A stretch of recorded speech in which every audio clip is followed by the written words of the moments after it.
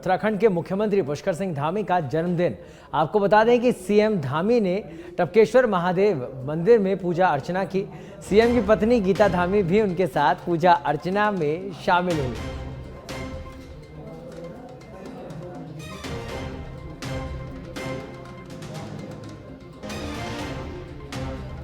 तो सीएम धामी का जन्मदिन, मंदिर में पूजा। उत्तराखंड में मुख्यमंत्री पुष्कर सिंह धामी का जन्मदिन मनाया गया।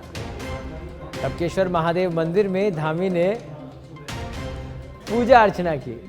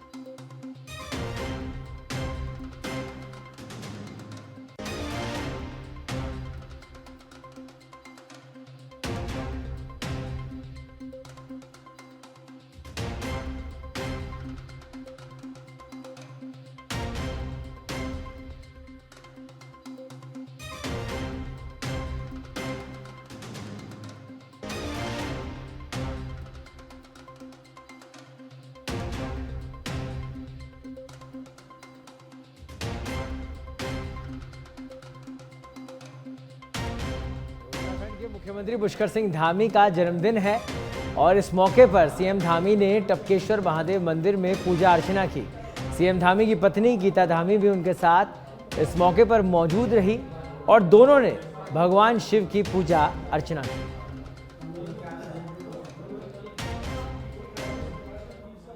केदारनाथ विधानसभा में जल्द ही उपचुनाव होने जा रहे हैं। वहीं उपचुनाव को लेकर बीजेपी ने अपनी कमर कस रखी है। बीजेपी ने अलग अलग मंत्रियों को केदारनाथ विधानसभा की जिम्मेदारी सौंप रखी है। मुख्यमंत्री के कैबिनेट मंत्री सौरभ बहुगुणा के पास गुप्तकाशी मंडल की जिम्मेदारी है और इसी को लेकर सौरभ बहुगुणा पिछले 3 दिनों से गुप्तकाशी के अलग अलग स्थानों पर जनसंपर्क में जुटे थे और अब वापस देहरादून लौटे हैं। वहीं मीडिया से बात करते हुए मंत्री बहुगुणा ने बीजेपी प्रत्याशी की जीत का दावा किया। संगठन की दृष्टि से हमारे शीर्ष नेतृत्व ने गुप्तकाशी मंडल की जिम्मेदारी सौंपी है और मैं गुप्तकाशी में 3 दिन रह के आया हूँ। वहाँ पे कार्यकर्ताओं के साथ भी बैठक करी है, जनप्रतिनिधियों के साथ भी बैठक करी है, 2 शक्ति केंद्रों में भी जाके लोगों से मिलना हुआ। माहौल अच्छा है वहाँ पर। लोगों को दुखद परिस्थिति में हमको चुनाव में जाना पड़ रहा है। हमारी बहन शैला रानी रावत जी, स्वर्गीय शैला रानी रावत जी अब नहीं रही हमारे बीच और इस दुखद परिस्थिति में हमको चुनाव बाई इलेक्शन में जाना पड़ रहा है। लेकिन जो काम शैला रानी रावत जी ने 2.5 साल विधायक रहते हुए वहाँ पर केदारनाथ की जनता के लिए किए, जो रिश्ते उनके वहाँ पर बनाए हुए थे, कहीं ना कहीं लोग उसको आज भी याद कर रहे हैं। पुष्कर सिंह धामी जी के नेतृत्व में जिस तरीके से पूरे प्रदेश का विकास हो रहा है, जिस तरीके से आपदा में जो केदारनाथ में जो आपदा आई उसमें जिस तरीके से राज्य सरकार ने मदद करी, जिस तरीके से लोगों को बाहर निकाला, उसकी तारीफ़ हो रही है। और जिस तरीके से देश के यशस्वी प्रधानमंत्री नरेंद्र मोदी जी का प्यार लगाव बाबा केदार के धाम के साथ है कि कायाकल्प करने में माननीय नरेंद्र मोदी जी ने उस धाम की कोई कमी नहीं छोड़ी है। देश के पहले प्रधानमंत्री हैं जो 6 से 7 बार उस धाम आ चुके हैं। तो वहाँ की जनता ने ये सब चीज़ देखते हुए ये मन बना रखा है कि श्रद्धांजलि देने के लिए शैला रानी रावत जी को इस बार फिर से भारतीय। देहरादून के डीएम सविन बंसल ने आशा कार्यकर्ताओं एवं फील्ड कर्मचारियों के साथ संवाद कर उनकी समस्याओं के शीघ्र निदान की बात कही है। राजधानी देहरादून में डेंगू, मलेरिया, चिकनगुनिया से बचाव को लेकर आशा कार्यकर्ताओं और अन्य फील्ड कर्मचारी लोगों को जागरूक करने का काम कर रहे हैं। डीएम ने कहा कि फील्ड में कर्मियों को कौन कौन सी समस्याएं देखने को मिल रही है और उनका कैसे त्वरित निदान किया जाए, इस पर विस्तार से चर्चा हुई। उनसे उनकी समस्याओं के बारे में जानकारी मिली। डीएम ने कहा कि सरकार की योजनाओं को धरातल पर उतारने और उनसे जनता को लाभ दिलाने की हर स्तर से कोशिश की जा रही है। राजधानी देहरादून में यह अपने स्तर का पहला प्रोग्राम रहा है जिसमें जिला अधिकारियों ने छोटी से छोटी सभी समस्याओं पर काफ़ी विस्तार से चर्चा की और उनके हल को लेकर अधिकारियों को निर्देश दिए। संवाद करने का उद्देश्य था जो हमारे ग्राउंड वर्कर्स हैं, हमारे ग्राउंड वॉरियर्स हैं, जो डेंगू मलेरिया को प्रिवेंट करने में जुटे हुए हैं, चाहे वो हमारे सैनिटरी वर्कर्स हैं या हमारी आशा वर्कर्स हैं। माननीय मुख्यमंत्री जी का भी निर्देश है कि जो ग्राउंड में रहकर पब्लिक के साथ जुड़े हुए हैं, हमारे संस्थाएं, हमारी एजेंसीज़, हमारे वर्कर्स, उनके साथ सीधा संवाद किया जाए, उनकी प्रॉब्लम्स को समझा जाए, जो इश्यूज़ क्रॉप अप हो रहे हैं उनका त्वरित निदान किया जाए। सो इसी उद्देश्य से ये उचित लगा कि इन सब वर्कर्स को मोटिवेटेड रखें और सभी उच्च अधिकारियों के साथ हमारे नगर आयुक्त सीएमओ साहब को बुलवाकर एक आपस में इंटर कोऑर्डिनेशन और ग्राउंड वर्कर्स को सीधा फीडबैक लिया जाए, तो यही पर्पज़ था। उत्तराखंड के देहरादून में आगामी चुनावों को लेकर बीजेपी के बाद अब कांग्रेस भी एक्टिव मोड में नजर आ रही है। जहां बीजेपी तेजी से सदस्यता अभियान चला रही है, तो वहीं महिला कांग्रेस के सदस्यता अभियान की शुरुआत भी हो गई है। कांग्रेस ने उत्तराखंड में 10 लाख महिलाओं को जोड़ने का लक्ष्य रखा है। वहीं कांग्रेस की सदस्यता अभियान पर भाजपा ने तंज कसा है। भाजपा प्रदेश अध्यक्ष महेंद्र भट्ट का कहना है कि 2 सितंबर से शुरू हुआ भाजपा सदस्यता अभियान तेजी से चल रहा है। लोग भाजपा की सदस्यता लेने के लिए आतुर हैं, लगातार जनता पार्टी से जुड़ रहे हैं। उन्होंने कांग्रेस पर तंज कसते हुए कहा कि कांग्रेस में न तो कोई संविधान है और न ही व्यवस्था, इसलिए महिला कांग्रेस अलग सदस्यता करेगी, यूथ कांग्रेस अलग, यह समझ से परे है। लेकिन एक आपसी संबंध भी होते हैं। निश्चित ही वो हमारे प्रदेश के मुख्यमंत्री हैं, मैं उनको बहुत बहुत उनके जन्मदिन की बधाई देता हूँ, खुद भी व्यक्तिगत रूप से भी दूंगा। और काम और नहीं काम करना तो उनके ऊपर है। देखिए शिकायत सर्वप्रथम तो मैं माननीय प्रधानमंत्री नरेंद्र मोदी जी को जन्मदिन की ढेर सारी शुभकामनाएं देना चाहूंगी। उत्तराखंड के मुख्यमंत्री श्री पुष्कर सिंह धामी जी को जन्मदिन की ढेर सारी बधाई देना चाहूंगी। और क्योंकि दोनों का व्यक्तित्व, दोनों ने ऐतिहासिक निर्णय लेने का काम किया है, देश को और प्रदेश को उन्नति की ओर ले जाने का काम किया है।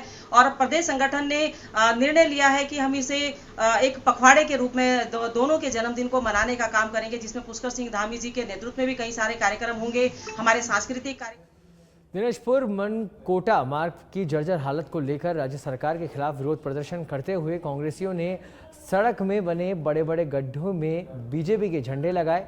आपको बता दें कि दिनेशपुर मनकोटा की हालत इतनी जर्जर हो चुकी है कि 7 सालों के भीतर करीबन 40 लोगों की मौत हो चुकी है। उक्त मार्ग का नवनिर्माण के लिए कई सामाजिक संगठन, राजनीतिक संगठनों ने धरना प्रदर्शन करते आ रहे हैं, लेकिन शासन प्रशासन ने कभी कोई ध्यान नहीं दिया।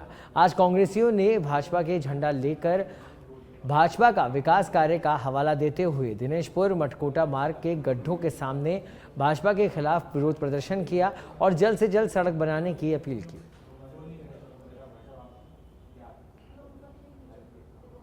गदरपुर तक रोड को लेके ये धरना प्रदर्शन हो रहा है। कुछ दिन यहाँ लगातार मौतें हो रही हैं और कुछ दिन पहले बीजेपी सरकार द्वारा ये रोड का निर्माण किया गया था, पट्टी लगाया गया था, मोटा पैसा आया था, जो थोड़े बहुत पैसा लगा के ये रास्ता बनाया गया है। लेकिन 2 दिन की बारिश में पूरा उखेड़ गया है, पूरा मतलब रास्ता अब गड्ढे पहले से भी ज्यादा गड्ढा हो गया है। मटकोटा गदरपुर और अंदर के बीच के गदरपुर विधानसभा के दिनेशपुर के सारे सड़कें इतने बड़े बड़े गड्ढे हैं, लोग चल नहीं पा रहा है, आए दिन रोड एक्सीडेंट हो रहा है। तो आज गड्ढे में हमने बीजेपी सरकार गड्ढे तो नहीं बनाया, गड्ढे तो ठीक नहीं किया, तो हमने गड्ढे में आज झंडा लगा के बीजेपी को पूरा प्रदेश को दिखाना चाहते हैं कि आपका हालत क्या है। बीजेपी सरकार ने अपने कमल के फूल खिलाने का चरितार्थ किया है। उन्हें पता है कि गड्ढे में कमल का फूल गिरता है और आज ये पूरे प्रदेश में सड़कों का ये हाल है कि हर सड़क में इस तरह के कमल खिल रहे हैं। आज हमने इस सरकार को बताने का प्रयास किया है कि आपकी करनी और कथनी में बहुत बड़ा फर्क है। आए दिन इस सड़क पर दुर्घटना होती रहती है, कितनी मौतें हो चुकी है, अभी तक उन परिवार को एक भी मुआवजा नहीं मिलता। आप सड़क बनाने से पहले टोल बना लेते हैं, लोगों को खून पसीने कमाई चूसने का काम करते हैं, लेकिन जब आपकी ही बनाई सड़क में अगर किसी की मौत होती है तो उसको मुआवजा नहीं मिलता। आखिर इसका दोषी कौन है, इसकी जिम्मेदार कौन है? चमोली ज्योतिर्मठ में मूल निवासी स्वाभिमान संगठन के बैनर तले ज्योतिर्मठ के आपदा प्रभावितों ने मुख्य बाजार से तहसील परिसर तक रैली निकाली। 18 माह बाद भी जोशीमठ में सुरक्षात्मक कार्य न होने को लेकर प्रभावितों ने भारी रोष है। जल्द ही सकारात्मक कार्रवाई न होने पर 27 सितंबर को चक्का जाम किया जाएगा।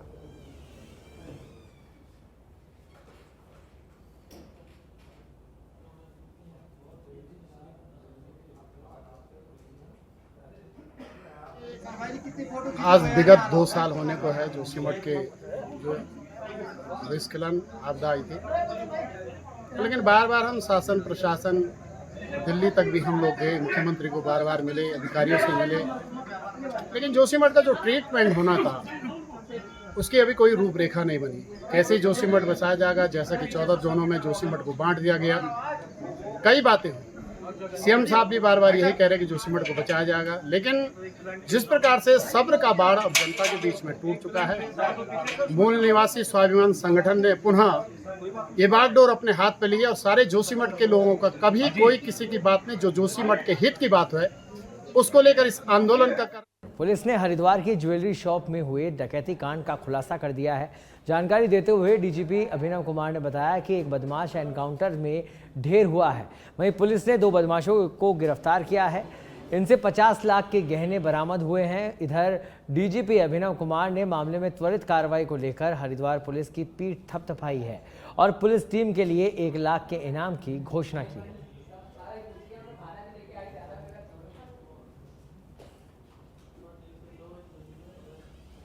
ये जो घटना हुई थी 1 सितंबर को हरिद्वार में, ये इतनी बड़ी घटना थी पूरे प्रदेश के लिए, एक तरह से सिर्फ पुलिस विभाग के लिए नहीं, सरकार के लिए भी एक बहुत चिंता की बात थी। और इसमें जिस तरीके की बाद में प्रतिक्रिया भी आई, कई लोगों ने इसमें पुलिस पे, सरकार पे और हमारे प्रदेश की अपराध और कानून व्यवस्था पे सवाल भी उठाए, चिंतन भी किया, आलोचना भी की। जायज़ बात है, होनी भी चाहिए जब ऐसी कोई बड़ी घटना होती है। पर मुझे लगा कि चूँकि इसमें जिस तरह से काम हुआ है और हमारी टीम ने खास तौर से एसएसपी हरिद्वार के नेतृत्व में जो हमारी टीम इस घटना के खुलासे में लगी थी, तो जिस तरह से कल रात भी और अभी आप लोगों को पता चला होगा, अभी 2 और इसमें लोग गिरफ्तार हुए हैं जो इस गैंग के सदस्य, उनसे भी कुछ रिकवरी हुई है। तो मुझे लगा कि ये इतना बढ़िया और इतना अच्छा काम हुआ है कि पुलिस मुख्यालय में मुझे बुला के एक तो इसके बारे में आप सबको जानकारी देनी चाहिए। और जब देखिए, जब कोई इस तरीके की घटना होती है तो जिस तरह से पुलिस की कार्यप्रणाली पे सवाल उठते हैं, तो मुझे लगता है शाबाशी भी उतने ही खुले कंठ से पुलिस को मिलनी चाहिए, हमारी टीम को खास तौर पर। उत्तराखंड के मुख्यमंत्री पुष्कर सिंह धामी का जन्मदिन उनके गृह क्षेत्र खटीमा में बड़ी धूमधाम के साथ मनाया गया। मुख्यमंत्री धामी के जन्मदिन पर बीजेपी कार्यकर्ताओं ने मैराथन रेस का आयोजन किया, जिसमें बड़ी संख्या में स्थानीय लोगों ने हिस्सा लिया। इसके बाद खटीमा नगर के पीलीभीत रोड स्थित हनुमान मंदिर में मुख्यमंत्री धामी की दीर्घायु की कामना के लिए पूजा और हवन किया गया। वहीं लोहियाहेड़ स्थित मुख्यमंत्री कैंप कार्यालय में सांस्कृतिक कार्यक्रमों का भी आयोजन किया गया।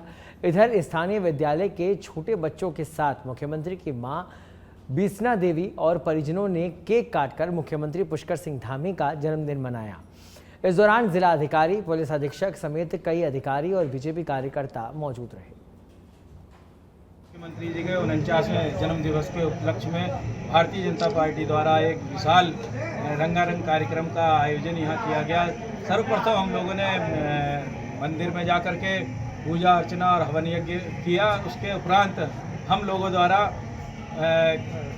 माननीय मुख्यमंत्री जी की दीर्घायु के लिए कामना की गई और जो बाढ़ग्रस्त क्षेत्र थे, जो लोग रेस्क्यू उसमें कैंपों में रह रहे थे, उनके यहाँ जाकर के केक काटा। खबर उत्तराखंड के विकासनगर से है, जहां कोतवाली विकासनगर क्षेत्र में बस अड्डा रोड स्थित एक हार्डवेयर और कृषि उपकरण की दुकान के गोदाम में भीषण आग लग गई। देखते ही देखते आग ने विकराल रूप धारण कर लिया। सूचना मिलते ही अग्निशमन विभाग के डाक पत्थर स्टेशन से 2 गाड़ी मौके पर पहुंची। वहीं सेलाकुई से भी 2 और गाड़ी मंगवाई गई। दमकल कर्मियों ने लगभग 2 घंटे की कड़ी मशक्कत के बाद आग पर काबू पाया।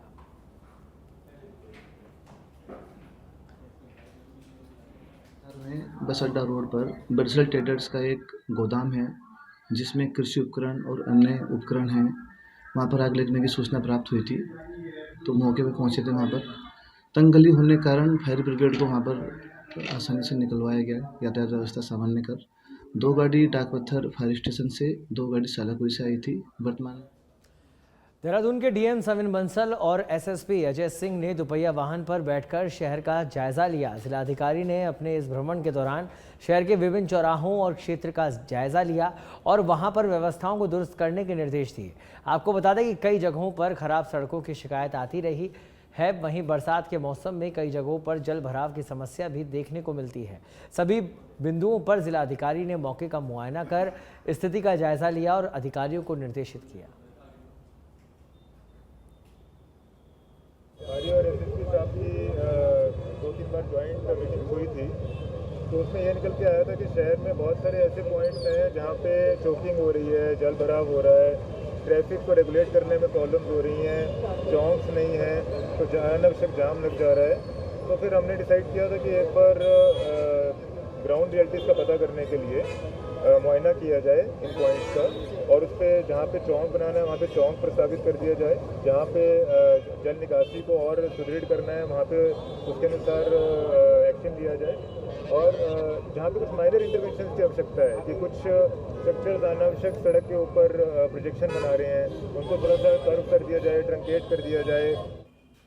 उत्तराखंड की धामी सरकार पीएम मोदी के जन्मदिवस को सेवा पखवाड़ा के तहत मना रही है। 16 सितंबर से 2 अक्टूबर तक सेवा पखवाड़ा मनाया जाएगा, जिसमें पौधारोपण, भाषण प्रतियोगिता के माध्यम से, मंदिरों में पूजा हवन अर्चना के माध्यम से प्रदेश अध्यक्ष महेंद्र भट्ट के नेतृत्व में कार्यक्रम करना निश्चित हुआ है। कार्यक्रम के संयोजक खिलेंद्र चौधरी भी मौजूद होंगे। दूसरी तरफ मुख्य विपक्षी दल कांग्रेस के प्रदेश अध्यक्ष करण माहरा ने मुख्यमंत्री पुष्कर सिंह धामी को जन्मदिन की बधाई देते हुए कहा कि मुझे उम्मीद है कि मुख्यमंत्री पुष्कर सिंह धामी प्रदेश हित में अच्छा कार्य करेंगे। माननीय प्रधानमंत्री नरेंद्र मोदी जी को जन्मदिन की ढेर सारी शुभकामनाएं देना चाहूंगी। उत्तराखंड के मुख्यमंत्री श्री पुष्कर सिंह धामी जी को जन्मदिन की ढेर सारी। देखिए, शिकायतों का पता नहीं, लेकिन एक आपसी संबंध भी होते हैं। निश्चित ही वो हमारे प्रदेश के मुख्यमंत्री हैं, मैं उनको बहुत बहुत उनके जन्मदिन की बधाई देता हूं। खुद भी व्यक्तिगत रूप से भी दूंगा, और काम और नहीं काम करना तो उनके ऊपर है। देखिए, विश्व प्रसिद्ध दरगाह कलियर शरीफ साबिर पाक के 756वां उर्स चल रहा है। उर्स के मौके पर कलियर शरीफ रैन बसेरा में सद्भावना सम्मेलन कार्यक्रम का आयोजन किया गया, जिसमें मुख्य अतिथि के रूप में हरिद्वार महामंडलेश्वर ललितानंद महाराज, उत्तराखंड वक्फ बोर्ड के अध्यक्ष शादाब शम्स ने शिरकत की। वक्फ बोर्ड के अध्यक्ष शादाब शम्स ने कहा कि सद्भावना सम्मेलन से भाईचारा बढ़ता है। ये विश्व की आध्यात्मिक राजधानी है, और मैं पिछले साल भी आया था। हमारे सादा भाई ने हमारे को बुलाया था। हमारे इनका बहुत पुराना संबंध है। हम सब उसी चांद सूरज के उसमें रहते हैं। वही सूरज हमारे लिए, वही सूरज उनके लिए, सबके लिए है। वही चांद सबके लिए, वही तारे सबके लिए हैं। गंगा जा रही है तो राम के भी जा रही, रहीम के भी जा रही है, समीम के भी जा रही, श्याम के भी जा रही है। कोई भेदभाव नहीं करती। जब जल किसी से भेदभाव नहीं करते, सूरज की किरणें किससे कोई भेदभाव नहीं कर रही है, तो चांद भी किससे कोई भेदभाव नहीं कर रहा, तो हमने भी कोई भेदभाव किससे नहीं करना चाहिए। हमारे शास्त्र में लिखा है सामर्थ्य को ना दोष को शांत, तो हमने ऐसा सामर्थ्य बनना चाहिए जो सब हमारे को माने। साबिर पाक का 756वां उर्स, और हम सब जानते हैं कि ये पौराणिक मेला सदियों से लगता आया है। आज इस मेले का आगाज़ का शुभारंभ मेले का कार्यक्रम है, और हमने पिछले साल भी ये परंपरा प्रारंभ की है कि मेले की शुरुआत राष्ट्रीय गान से की जाए, और इस शुरुआत में सूफी और संत। कांग्रेस ने केदारनाथ प्रतिष्ठा यात्रा निकाली। इस दौरान भारी संख्या में कार्यकर्ता प्रदेश अध्यक्ष की अध्यक्षता में केदारनाथ तक पहुंचे। आपको बता दें कि इस दौरान कांग्रेस प्रदेश अध्यक्ष ने केदारनाथ में आई आपदा को लेकर सरकार को घेरा। कांग्रेस प्रदेश अध्यक्ष ने कहा कि सरकार आपदा को लेकर बहुत कुछ छुपा रही है। में है मेरी नज़र में तो अभी पिछले हफ्ते ही बहुत ज़्यादा लोग बने, जिसमें 5 दिखाए गए हैं। वहाँ के लोकल के लोगों से इंटरव्यू लीजिए ना। यूटिलिटी चले गई, 2 गाड़ियाँ दब गई। क्या 2 गाड़ी और यूटिलिटी में केवल 5 आदमी थे? 3 तो ड्राइवर ही हो गए। तो बहुत सारी चीज़ें हैं जो छिपाई और दबाई जा रही है। वैसे मैं अभी कुछ नहीं कहूँगा, क्योंकि सबूत चाहिए होते हैं इन चीज़ों में, लेकिन हकीकत जब आप ग्राउंड में जाएंगे, वहाँ के लोगों से मिलेंगे, वो बताएंगे। मैं और शर्मा साहब गए थे, लोग क्या कह रहे थे आप सुनिए, दंग रह जाएंगे सुन के। जैसे 31 तारीख की उसमें ये कम लोगों की मृत्यु बता रहे हैं, 22 से 23 लोग तो लोकल के गायब हैं। जिनकी गुमशुदगी की है। जो मोटरसाइकिलें खड़ी थी उनको ले जाने वाला कोई नहीं था।